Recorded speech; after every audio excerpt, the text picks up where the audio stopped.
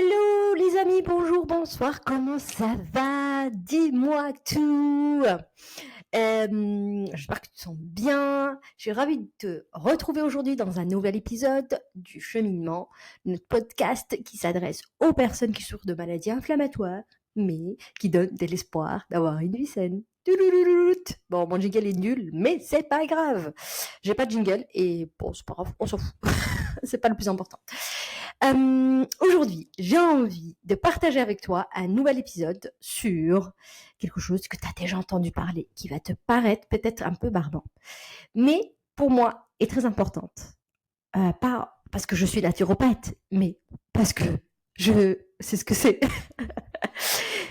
C'est l'importance de la prise en charge de notre système digestif dans la rémission des maladies inflammatoires.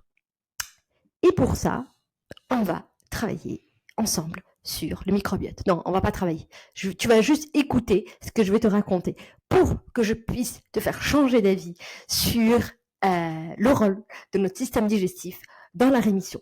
Et donc, le fait de vouloir changer son alimentation, changer son hygiène de vie pour retrouver sa santé. Et oui, il n'y a pas de baguette magique. Je suis désolée. Voilà. On va commencer par les fondamentaux du système digestif. Bon, c'est pas un cours d'anatomie, mais je vais essayer de trouver des mots hyper simples. Donc, pas des mots techniques, mais quelque chose que tout le monde puisse comprendre. Alors, le système digestif, pour moi, c'est un monde qui m'a fasciné, qui me fascine encore, parce que quand j'ai commencé à faire mon cheminement, pour comprendre mes douleurs, parce que moi j'ai souffert longtemps de douleurs digestives, et donc évidemment je suis allée vers ça, mais toutes les maladies inflammatoires ont un point commun, c'est l'intestin grêle, et donc le système digestif. Donc imagine ton système digestif comme un chef d'orchestre pour ta santé. Et pour ça, tu vas le voir, il va opérer une magie où les aliments qu'on va consommer, ils vont se transformer en énergie, en nutriments. Tout ça est essentiel au bon fonctionnement de notre corps. Donc, il est composé d'un tube digestif et c'est un parcours à travers lequel, qui parcourt notre corps, à travers lequel l'alimentation va voyager. Ça commence dans la bouche, avec la première morsure qui déclenche une cascade de réactions chimiques, mécaniques, salive, et dents, etc. Donc là ensuite, l'aliment ou la nourriture, au fur et à mesure qu'elle descend dans le sauvage, elle va arriver dans l'estomac. L'estomac, c'est une cuve chimique qui contribue donc à ce processus de décomposition de l'alimentation, de ce que tu viens de manger. Et puis, le tour de l'intestin grêle, dont je t'ai parlé tout à l'heure, qui est un lieu clé où la majorité des nutriments sont absorbés. Et puis, le reste va voyager, donc ce qu'on n'a pas besoin, dans l'intestin, dans le grand intestin, ou le côlon, et donc pour sortir en forme de sel. Chacun de nos organes, notamment ici digestifs, a un rôle important. On revient, je ne vais pas revenir sur la bouche, mais je vais revenir sur plus bas. L'estomac est cette cuve de brassage qui va utiliser des acides, des enzymes pour décomposer les aliments qu'elle a reçus plus haut, encore en petits morceaux. Et puis, ces aliments-là, enfin ces petits morceaux-là, on va dire, vont passer à l'intestin grêle qui va... cet intestin grêle, imaginez-le comme un tapis magique qui va absorber les nutriments essentiels pour le transporter dans le corps. Et le reste, qui va aller dans le côlon ou le gros intestin, celui-ci, c'est le gardien des déchets, si tu vas l'appeler comme ça, qui va extraire l'eau qui reste dans ces résidus alimentaires pour former des sels, et puis ces derniers vont sortir de notre corps. Voilà, tout simple. Ensuite, là, on va voir la relation entre ce que je viens de dire et les maladies inflammatoires. Eh bien, notre système digestif, quand il est sain, c'est-à-dire tout va bien, il est allié majeur pour la lutte contre les maladies inflammatoires. Et c'est pour ça qu'on va venir travailler sur ça quand on a des maladies inflammatoires. Et pour les personnes qui sont saines, et oui, même vous aussi, vous devez continuer à le faire. Si ce gardien qui maintient l'équilibre empêche les choses de déraper et en difficulté, qu'est-ce qui va arriver à ton avis? Eh bien, tout ça va contribuer au développement des maladies inflammatoires, mais aussi des maladies encore plus graves ou moins graves. Et donc, ça, c'est quand ça ne va pas. Mais rassure-toi, on peut faire mieux. Ça, on le verra après. Donc, notre système digestif est souvent sous-estimé parce que, en fait, il y a des gens qui ont des maladies inflammatoires, par exemple articulaires, mais ils savent pas que c'est dû à leur système digestif. Donc, on va pas venir travailler sur ça. Ça, c'est le premier cours qu'on a à peu près quand on commence à s'intéresser aux maladies inflammatoires et premier cours en naturo en général quand on va en profondeur. Et donc, si tu arrives à comprendre cette première étape de l'importance de prendre soin de ce système digestif, même si tu n'as pas mal au ventre, tu n'as pas de problème au niveau digestif, et que tu as une maladie inflammatoire ou que tu l'as pas, d'ailleurs tant mieux, et ben, prends soin de ton système digestif. N'oublie pas, c'est ton allié. Alors, je vais te parler de quelque chose qui aujourd'hui... Pardon, je vais moucher. Je vais te parler de quelque chose aujourd'hui qui est très important, que tu as entendu parler, qui est le microbiote. Alors, imagine le microbiote comme un petit village dans ton intestin où il y a plein d'habitants, de résidents, des milliards de résidents microscopiques. On appelle des bactéries. Ces micro-citoyens ont un rôle important. Certains sont des ouvriers qui aident à la décomposition des aliments, tandis que d'autres ont un rôle, on va dire, pas plus important, mais un rôle autre, qui sont des gardiens, qui vont protéger contre les intrus indésirables. Le microbiote n'est pas là par hasard. Donc, comme tu as compris, il a un rôle crucial dans la digestion, dans la production de vitamines, dans l'élimination et surtout dans le maintien de l'équilibre et donc de notre système immunitaire. Pour moi, c'est comme une équipe de super-héros travaillant ensemble dans les coulisses pour maintenir cet équilibre dans notre corps. Et pour arriver à cet équilibre de ce monde microscopique, c'est essentiel. Et une diversité saine de ces bactéries favorise donc la digestion optimale et donc renforce notre système immunitaire. S'il y a perturbation de cet équilibre, qui est appelé aujourd'hui la dysbiose, je pense que tu as entendu parler sur les réseaux ou dans des magazines et autres, ben, tout ça va contribuer malheureusement au développement des maladies inflammatoires et à aggraver notre santé. Chaque élément a un rôle spécifique et si certains manquent, bah, évidemment, l'équilibre est perturbé.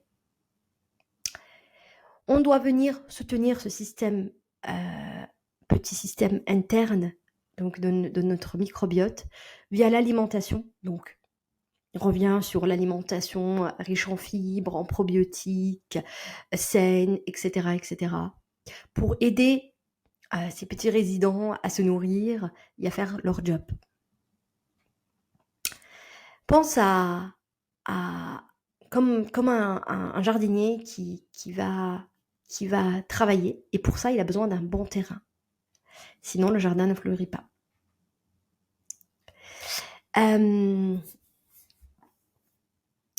Donc, pour résumer, si tu as compris ces 2 points-là essentiels, tu vas pouvoir travailler dessus. Et on est tous capables de le faire. Et pour ça, soit tu le fais seul, donc en t'informant, soit tu te fais accompagner par des naturopathes, par des médecins, par des professionnels. Donc, pense à prendre soin de ce petit village intérieur et tu verras les résultats. Ensuite, je vais revenir sur l'alimentation vs la relation entre alimentation et inflammation. On l'a déjà vu dans d'autres épisodes auparavant. Donc, je vais juste revenir sur ça, mais très brièvement, pour que tu comprennes l'importance encore de ce changement alimentaire. By the way, je t'annonce aujourd'hui le lancement d'ateliers culinaires. Donc, on va cuisiner ensemble sur Zoom pendant 2 heures. Le premier atelier, le 17 février, de 10h à midi, autour du petit déjeuner. Et pour les personnes qui viennent du podcast, vous avez un code promo sur cet atelier. Le code promo, c'est cheminement, tout simplement. Et donc, voilà, j'ai hâte de vous retrouver ce jour-là.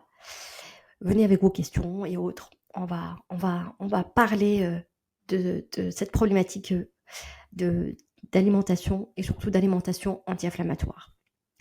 Donc, l'alimentation a un impact évidemment essentiel sur l'inflammation, que ce soit avant que les maladies arrivent et même après.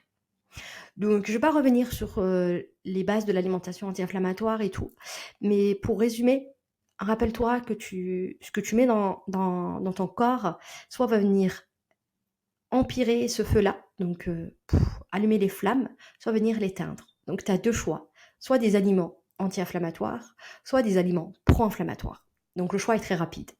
Je te laisse le faire. Donc, les aliments anti-inflammatoires, on les appelle les héros. Et les autres, on les appelle les petits vilains pro-inflammatoires. Donc, c'est toi qui choisis ton camp. Et si tu veux savoir plus sur l'alimentation anti-inflammatoire, je te recommande également d'aller sur mon compte Instagram by Widi, by-du-bas Widi. De toute façon, je mets les informations en dessous de description. Donc, si tu veux aller voir ce que je partage. Donc, je te laisse aller regarder comment tu peux mettre en place l'alimentation anti-inflammatoire pour éteindre ce feu. Mais pour résumer, pour moi, tu dois opter pour une alimentation brute, donc qui n'est pas transformée, avec des aliments anti-inflammatoires, comme des oméga 3, comme des probiotiques et autres, pour venir travailler sur ça. Donc, notre alimentation n'est plus qu'une simple nécessité quotidienne, c'est-à-dire juste de manger pour vivre, mais pour moi, c'est un outil puissant qui va influencer la façon dont notre corps va réagir à l'inflammation. Et à travers ces choix que tu vas faire, tu vas pouvoir te créer un lieu, un socle, je dirais, un socle pour favoriser une vie équilibrée et combattre cette inflammation. Voilà, je ferme la parenthèse sur l'inflammation. Et on va te parler de d'autres approches naturelles. Donc, je vais en détailler quelques-unes.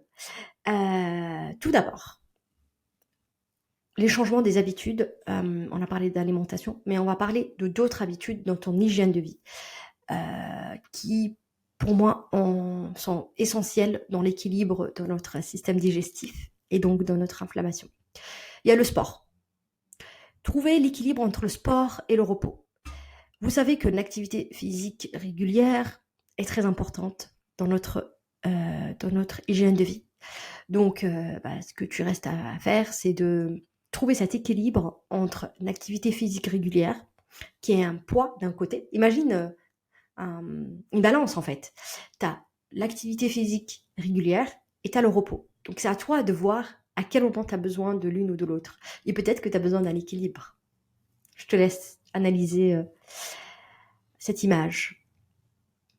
Et tout cela va te permettre, évidemment, d'avoir une réponse à ton inflammation.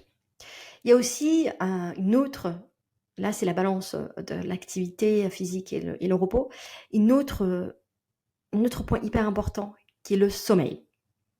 Alors, je reviens juste sur l'activité physique. Alors, on m'a posé la question, quel type d'activité tu recommandes et tout. Franchement, c'est hyper personnel. Et je te recommande aussi de vraiment t'écouter et à savoir quand tu es en crise, de ne pas faire beaucoup de sport et faire des choses plus douces. Quand tu vois que ça va, que ton corps, que tu es en rémission, tu peux faire du sport un peu plus intensément. Ça, c'est toi qui décides. Moi, ce que je te recommande, c'est de tester le maximum de choses qui te que tu connais pas ou tu connais et trouver ce qui te convient pour pouvoir garder ça sur le long terme. Voilà, ça c'est ma petite parenthèse. Je reviens sur le sommeil. Le sommeil est comme un régulateur principal de notre système complet. Donc, si tu as une bonne nuit de sommeil, bah, tu vas venir réinitialiser tout ça. Et ce qui va aider aussi à calmer ton système nerveux, parasympathique, sympathique et tout ça. Et donc, venir équilibrer cette balance également entre l'agitation et le repos.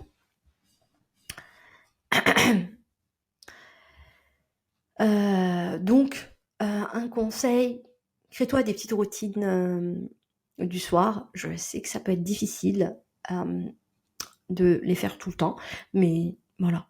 Quand tu te brosses les dents, tu peux te prendre 5 minutes de méditation, de respiration, tout ce que tu veux, de journaling, pour revenir réduire ce côté élevé et arrêter les écrans le soir et tout ça. Je pense que ça, ce point-là, tout le monde le connaît, mais pas au moment de le pratique. Un autre facteur de l'inflammation et donc qui vient déséquilibrer notre système digestif, qui est le stress. Pour moi, le stress chronique dans notre vie aujourd'hui est comme les vents forts qui soufflent sur ces flammes.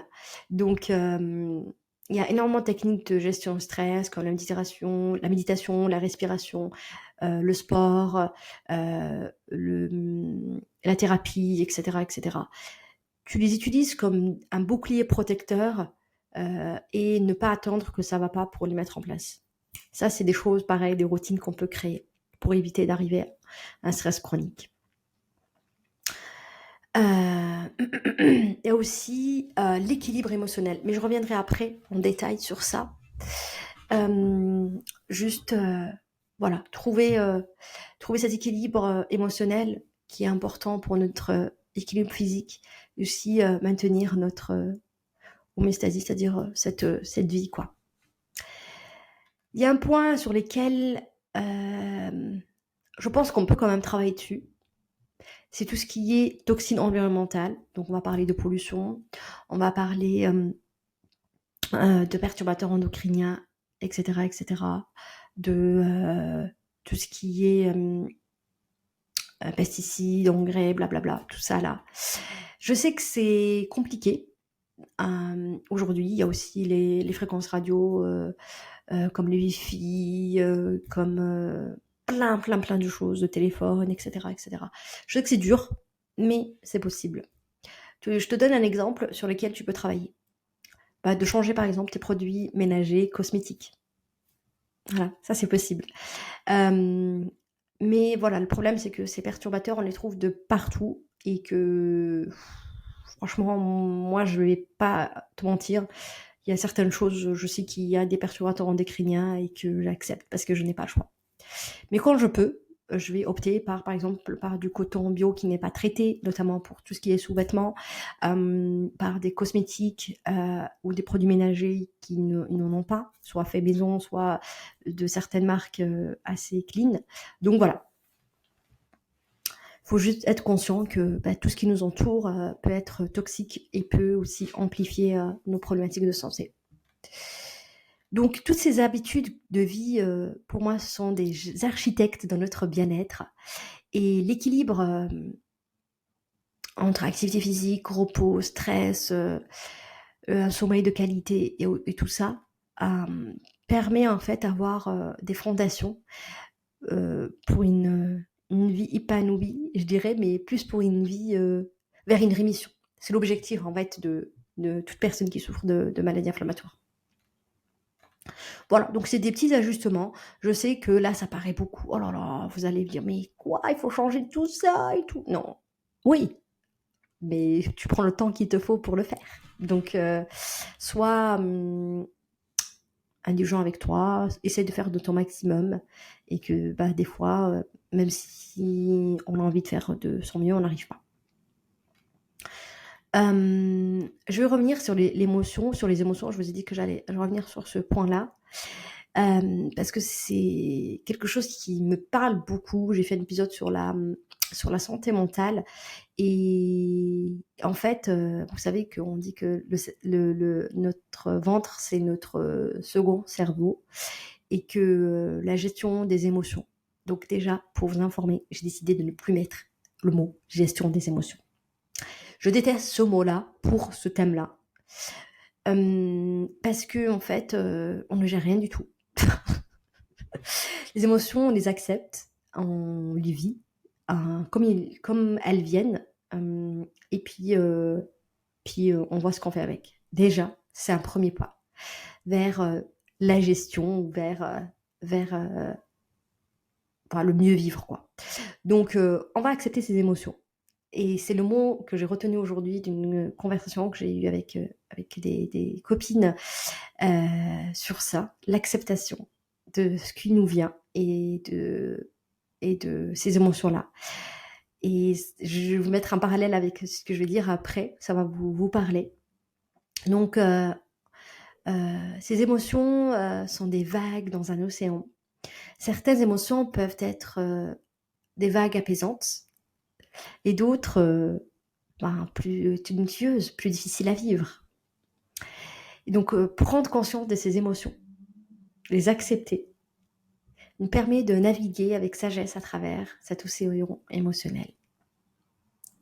Voilà, c'est comme ça que j'ai envie de finir cette partie-là. Pour ça, il y a plein d'outils que tu peux faire, comme le journaling, l'art-thérapie, la thérapie, le coaching. Enfin bref, il y a plein d'outils que tu peux mettre en place pour te permettre de vivre avec tes émotions. Voilà. Il y a aussi le soutien de la communauté, le fait d'aller dans des communautés où on se sent en sécurité, en bienveillance, où on peut partager ce qu'on vit, parce que peut-être on se comprend entre nous, enfin je trouve, des expériences similaires. Oups, pardon. Donc peut aussi nous aider. Donc pour ça, moi j'ai créé un groupe WhatsApp dernièrement sur l'alimentation anti-inflammatoire pour s'encourager, se retrouver entre nous et s'entraider. C'est un groupe ouvert à tout le monde, donc voilà, je vous mets aussi le lien peut-être en descriptif, mais vous le trouvez aussi sur mon Insta. Et là, j'arrive sur quelque chose qui est l'acceptation. Et l'acceptation, c'est quoi? Pour moi, j'ai eu du mal à le faire. Et je pense que j'en ai parlé dans mes anciens épisodes. J'ai l'impression, je ne me rappelle plus. Parce que j'en parle tout le temps de ça. L'acceptation de la réalité qu'on vit avec toutes ces complexités. Pour moi, c'est une porte vers la paix intérieure. Clin d'œil à mon ami, s'il écoute cet épisode, il va se reconnaître. Faut savoir que ce voyage est parfois difficile, mais le fait d'accepter nous permet de libérer de l'énergie qui était mauvaise, qui va venir nourrir cette inflammation. Mais en fait, on va l'utiliser pour nourrir cette paix et cette résilience. Donc, il y a énormément de choses que tu peux mettre en place pour travailler sur ça. Et pour finir, je vais résumer mon épisode aujourd'hui avec ça, avec la résilience et aussi avec l'espoir d'avoir une vie normale. Et pour ça, je te recommande de mettre en place des petites choses, des petits changements au fur et à mesure dans ton quotidien. Tout ce que je viens de te dire, c'est le but. Enfin, on va dire le but ultime d'arriver à tout ça. Mais tu vas aller étape par étape, tu vas commencer peut-être par changer ton alimentation, éviter certains perturbateurs, etc. etc. Et entrer dans ce voyage fascinant vers la rémission. Parce qu'il y a énormément de facettes et de process sur lesquels, d'étapes dans le process sur lesquels on peut travailler. Pour ça, moi j'ai créé cette méthode LTI qui regroupe certains points qu'on a vus ici et d'autres qui ne sont pas cités aujourd'hui. Et si tu es intéressé pour savoir plus sur cette méthode, pareil, je te mets mon adresse mail et on se fixe un call, donc un appel pour en discuter, pour voir comment je peux t'aider et te donner surtout un plan d'action qui te permet de le faire. Bon, Je fais de l'autopromotion, mais j'ai envie de te rappeler, si tu as écouté aujourd'hui cet épisode avant le 17 février, qu'il y a un atelier petit déjeuner anti-inflammatoire qui dure 2 heures en ligne. Et pour ceux qui viennent de ce podcast, vous avez un code promo de 20% qui s'appelle le cheminement. Non, cheminement, pardon, il n'y a pas de le. Cheminement pour accéder donc à notre atelier avec une promo de 20%. Et je vous mettrai le lien en descriptif. Et voilà, c'est pour moi une première étape dans le changement. On commence peut-être par le petit déjeuner. Il y en a qui vont commencer par peut-être 2 repas, mais pour moi le petit déjeuner c'est le plus important dans ce processus. Et puis pour moi c'est quand même le plus dur de changer parce que on a l'habitude de manger des croissants, des pains au chocolat ou du pain, etc., etc. Et ça c'est pas le petit déjeuner idéal, en tout cas si on veut réduire cette inflammation. Voilà, j'ai hâte de vous retrouver dans un autre épisode sur un autre sujet et n'oublie pas de partager cet épisode, de mettre 5 étoiles à ce podcast. J'espère qu'il vous plaît. En tout cas, moi, j'apprécie ces moments d'enregistrement avec vous. J'essaie de vous donner le maximum d'outils que j'ai pu mettre en place dans mon quotidien, qui m'a aidé. Et vraiment, ma vie j'ai eu un changement de vie de fou, vraiment. Aujourd'hui, je prévois plein de projets que je n'ai pas pu faire au début de mon parcours, mais j'ai de l'espoir que toi aussi, tu arriveras à une vie normale où tu vas pouvoir faire tous tes projets. Donc voilà, je vais arrêter comme ça cet épisode et j'ai hâte de vous retrouver pour ceux qui sont présents le 17 février pour notre atelier petit déjeuner. Et sinon, sur mon compte Instagram, si vous voulez un peu plus connaître sur l'alimentation anti-inflammatoire et sur les maladies inflammatoires en général. Prenez soin de vous, partagez cet épisode et puis à bientôt.